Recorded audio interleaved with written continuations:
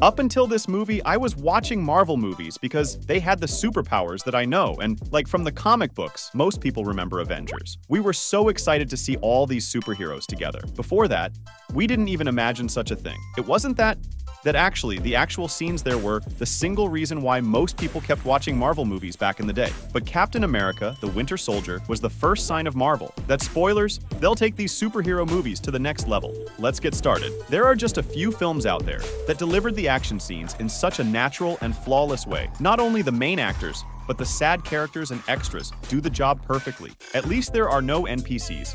We just walk around like in Batman vs. Superman. The fight moves, camera angles, music, and camera movements. Interaction with the fight, a beat overwhelming. Don't worry, let me show you all of this in just one seat.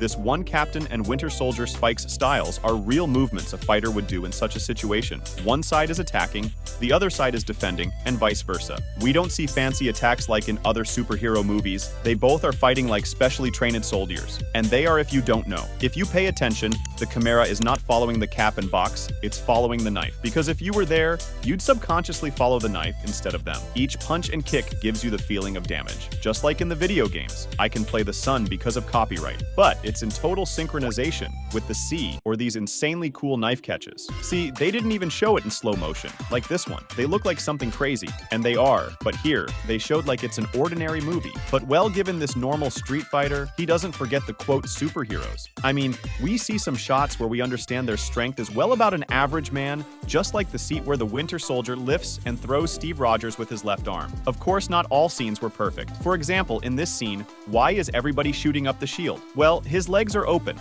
Yes, the first official MCU movie was 2008 Airmen, but I think the real film that took Marvel into the NBA was Captain America 2. Okay, let me explain. Until the Winter Soldier, it looked like Marvel was trying to make sole superhero movies, and then one Avengers movie where they got together to fight with a villain. But the directors Russo brothers and Kevin Feige made the whole plan to execute. Until the Avengers Endgame, Feige might seem like the main person who planted the Marvel Cinematic Universe, but the Russo brothers' role in that was at least as big as him. And if you look at the movies they directed, we see Captain America, the Winter Soldier, Captain America Civil War, Avengers Infinity War, and Avengers Endgame. I think nobody would argue that these 4 books established, developed, and finished Marvel's main story for Phase 3. With Captain America the Winter Soldier, Civil War has been established. With the Civil War, the heroes were divided into 2 sides, and therefore Infinity War was established. And the ending happens right after the Infinity War. So the point is, with such gigantic projects, planning that far future is crazy hard. Executing this plan is even more difficult,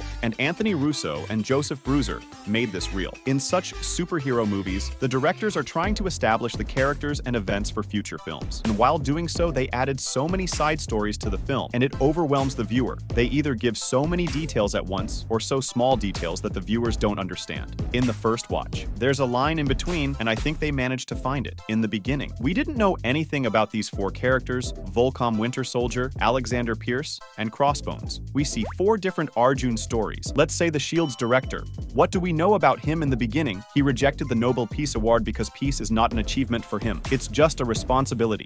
The other thing we'll learn about him is that his daughter was taken hostage by terrorists. He tried to deal with them but didn't succeed, and Nick Fury rescued all the hostages. This is where he lost his belief in peace and his motivation, and he's not telling the story to the viewer himself. We'll learn this throughout the movie. The same thing applies to the other 3 characters. The main point of the story is based on the classic train problem. If you change the life of one person, if you don't, 5 people will die. There's some algorithm that can detect all past and future criminals based on their decisions so far, and with this, millions of criminals can die to save tens of millions of innocent people. The film asks whether it is ethical to kill these people before they break the law or not. The small plot twists in the film are on point, the Winter Soldier being Bucky or the death of Nick Fury. Without this, I think the emotion of the film will be incomplete. First of all, I want to say one thing. That scene was insane. The feeling of fiction and discovering each camera angle were so natural that I felt they were after what he said before we got started. Does anyone want to get out? We understood why Captain America is the super soldier. Flawless movements and real reactions are well in point. As they said,